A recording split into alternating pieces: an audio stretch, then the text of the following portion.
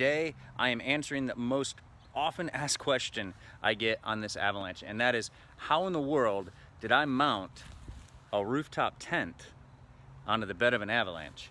And it's actually not as complicated as you would think. It can be, but figured out a way to make it so it's not. And I was still able to do it on a budget for less than $1,000 all in. That's tent, everything. So let's take a look at it. We'll dive right in. So one of the very things that you're gonna notice with the Chevy Avalanche is that the bed on it is not designed like a typical truck bed. One, the actual bed itself is quite a bit narrower, where most truck beds have well over 4 feet of width. The Avalanche is actually only at 49.5 inches. It's not very wide. And a lot of that is because of all this plastic and everything, and especially these rain gutters. They limit you as you get up towards the top of the bed. Not only that, you'll also notice that the sides of the bed are very different. With most trucks, you have a wheel well sitting in there, and you know that limits your space in between the wheel well humps and everything. On the Avalanche, you don't have that at all. It's just a box. That's all it is. And it's designed this way for a few reasons. The most prominent is that the Avalanche is not actually a truck. And a lot of people say, well, it is. It's got a truck bed on it, so it's a truck. It's actually not. The Avalanche is what's known as an SUT, a sport utility truck. And they call it that because it's not built off the Silverado. It's actually built off the Suburban, which is why you have these right here. These are known as the sail panels, and underneath that black plastic triangle is a metal triangle, and it's all structural. Because when Chevy designed this, all they did was they took a Suburban and chopped off this whole section right here. They chopped the roof and the back glass out, made it a truck bed. And in order for it to keep the rigidity it needed, they had to add in those structural elements. That's how you get the midgate function, where that portion of the bed folds down into the cab and you can have an 8-foot bed rather than the 5'2". But with that also comes those few differences. So rather than having a normal truck bed on there, it's just an opening that used to be the back of a Suburban. What also doesn't make it a truck is that the bed is not actually separate from the body. True truck, the bed itself is separate from the body. You can remove the bed and still have the cab and everything there. That's not how this is on the Avalanches. Other vehicles are like this. The Honda Ridgeline is like this.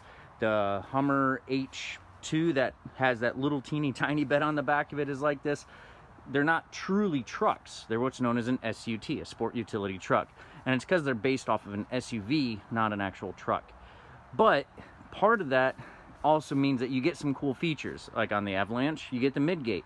You get these side storage compartments because they're not just going to waste that space, so you can actually use that.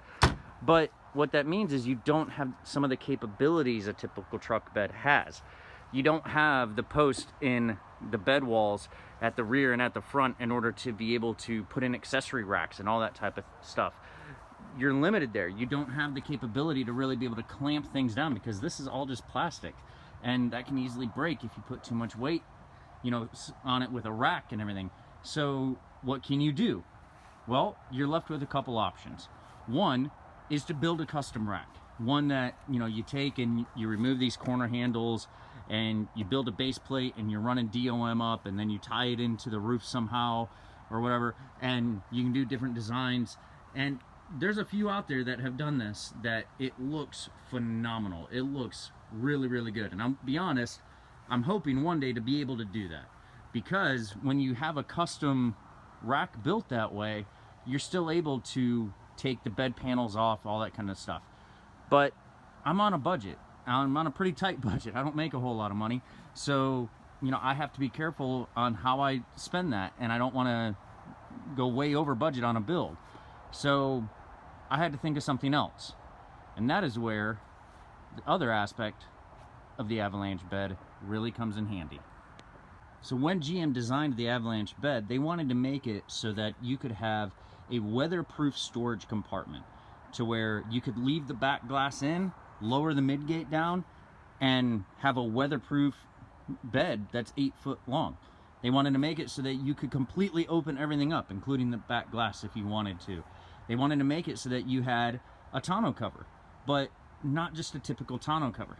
So they came up with a 3-panel system. Now this is one of these panels, and it's a pretty ingenious system. All it does is you have these latches that lock it into place on these rails right here. This one goes all the way up at the front, and you can remove them out. You can take one out, you can take 2 out, you can take all 3 out. But the biggest thing is you can only take them out from the back to the front of the vehicle.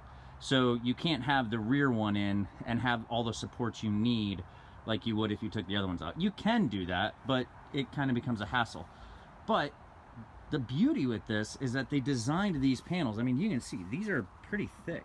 I mean, all of them are about this thick. These are pretty heavy duty, and they don't weigh a very small amount. They're decently heavy for what they are. But GM designed it so that each of these panels can have up to 250 pounds on it, which is a lot of weight for a tonneau cover. So when I was looking at how can I do a rooftop tent over the bed of the Avalanche, considering I have sail panels that narrow things down, considering I don't have a place where I can just easily put in a rack using the bed walls, you know, to run the support structure through, I thought, what if I use those panels that can take a ton of weight? So you can see here I've got 2 of the panels in. Don't have this one in here just yet. But what I decided to do was create a rack system for the bed panels.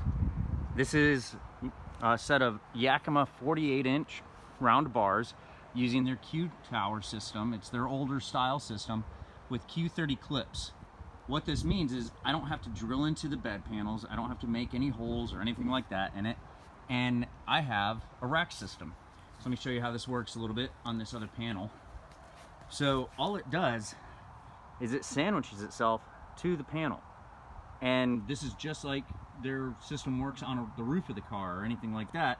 So you just have the Q-clip with your tensioner lock that sits underneath, locks to the underside of the panel, compresses the tower itself down onto it. I have that on both sides. And then you have a completely secure system. I can carry the panel around using the Yakima bar and it doesn't move. It's great. With enough tension on there, I'm not hurting the panel in any way. I'm not deforming the panel, which means I'm not losing that weatherproof aspect of the bed when the panel's in place, but it's also on there well enough to be able to take a good amount of weight, including a rooftop tent. So now that I have that other panel in place, you can see exactly how this rack system works. And I'm able to mount the tent directly onto that. Now, some people have asked me, hey, wait a minute, you have a roof rack on the roof of the truck. It's a rooftop tent. Why didn't you just put it up on top there? And my answer is, because I don't like it up there. Honestly, rooftop tents are big, huge bricks. And unless you get one of the higher end ones that, you know, the clamshell styles and everything, and they're just a big brick. And I really think they look pretty hideous when they're on top of a truck, when you can actually streamline it a little bit more and have it over the bed of the truck. So that's why I wanted to figure out a way to do that. And the other side that people ask me is, well, when you have it over the bed of your truck with it set up like this, you're only able to open it off the back of the truck. So why not take your roof basket, bring it down, put it on the Yakima bars, and then you can set your tent up to open up off the side like it's designed to do. And yes, I'll admit, when I first got the rooftop tent and the basket, that's what I did. I had it set up that way. And I just found I really didn't care for that for a couple reasons. One is that was a lot of mounting points. That was just too many mounting points in my opinion for a rooftop tent. Total of 12 mounting points. You've got 4 for the Yakima bars, then 4 more for the basket, and then 4 more for the tent on the basket. And that's just a lot of mounting points, which, you know, to be quite honest, can be a lot of fail points. And I didn't want my rooftop tent to be moving around. The other side was that actually rendered the basket absolutely useless. I couldn't use it at all. So, you know, you can see with the basket how I've got it to where I've got a set of traction pads in there, and then I've got just a homemade awning off the side of it and everything. And when I'm on my trips, I'll use the basket to put firewood up in or anything like that, or when we're leaving camp, I'll throw the trash bags up in there. or anything if the bed is full. And so it's one to where I wanted to actually be able to use that basket, and when I had it over the bed of the truck, to be as a support for the rooftop tent so it could open off to the side. It just made it so the basket was pretty useless other than just a support structure, and there's better ways to add that support structure and still keep the basket up there to use it. But this is really the secret to it. And for a set of 48-inch Yakima bars, the Q-Towers and Q-30 clips, I think I spent maybe $150, which is less than you're gonna spend on a quality basket. It's less than what you're gonna spend on a custom built rack for the bed of the Avalanche, all that kind of stuff, and it works really well. So we're gonna get the rooftop tent put on, and you're actually gonna get to see exactly how it looks.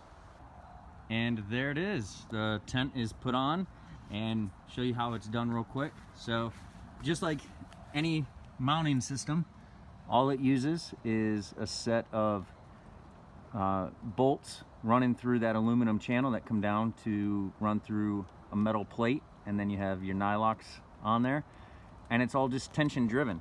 And you know, I can take, and if I grab the tent and really try and pull on it, she doesn't go anywhere, not at all. And I've had this set up for about a year now, and I've had zero issues, whether it's on the road, the highway, the trails, anything like that. I've never had a system with it, or a problem with this system at all. And kind of what I was saying before of how I don't like them sitting on top, you can see when it's over the bed, it's just a lot more streamlined, especially with the basket up top. So it's one of those to where this is a system that works incredibly well on a budget to be able to get a rooftop tent onto the bed of an Avalanche. And you know, for some of you, I know you're like, well, budget, rooftop tent, really? This is the Smittybilt Overlander. It's their first generation Overlander.